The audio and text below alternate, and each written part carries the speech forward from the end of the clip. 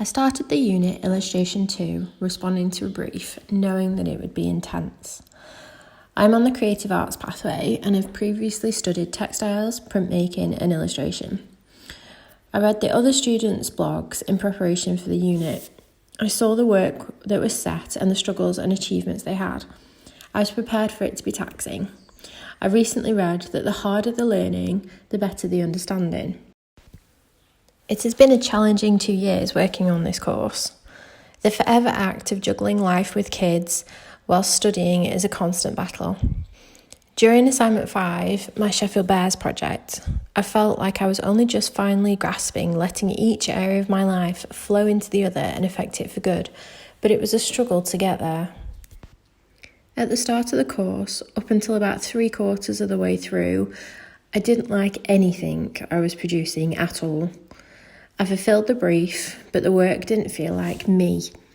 It was horribly frustrating after starting to find myself as an artist during the previous unit of printmaking.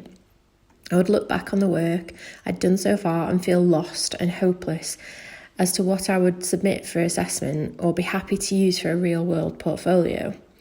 But as the course moved on, I started to enjoy the narratives and especially the paper circus. It all came together in the end. I am my own worst critic and always strive for more improvement. I can take feedback quite harshly, and this is something that I've struggled to take in a constructive way. My first assignment, my tutor saw that after great development work, I'd struggled to put the same energy into the final piece. I revisited it from a new perspective and produced something completely different, taking another road from my experiments. My tutor encouraged my strength in my technical ability and pushed me to that end, with me reworking the hybrid project. I also extended the GIF project once I'd learnt new skills, as animation is something that really interests me. One of my big flaws has been to overthink projects. To overcome this, I've tried to make decisions earlier in the design process.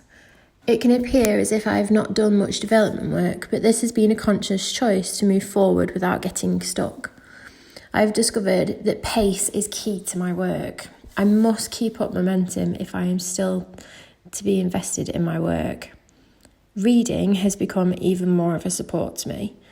I've invested much more time reading to support my studies and have discovered an even greater thirst for the knowledge that is out there.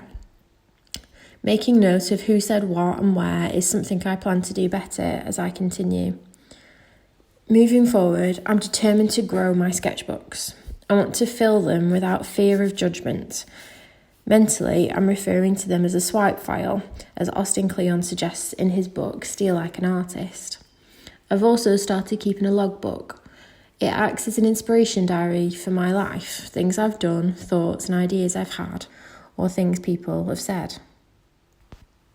From my tutor reports and my own reflection, I've learnt that I have a great strength in composition, technique and narratives. I desperately want to build on narratives further, as I feel that this is my underlying driving force for wanting to create. People need stories to make sense of the world. The activity, your working process, was particularly enlightening for the fact that it gave me the opportunity to confront the realities of how and where I get stuck in a project. This encouraged me to look further, and I've spent time researching other illustrators' working processes. Though my style is still emerging, the course has given me a better understanding of why I like to create the art that I do. Trying to meet the client brief, whilst also discovering who I am, has been a real struggle. This has made it even clearer to me for the importance of self-directed projects, to give that sense of me space to breathe when the project can feel rigid. What I have taken away most from the course is my understanding of dealing with clients. From copyright to rationales and licensing, all the obscure admin side of being a working illustrator has come to light.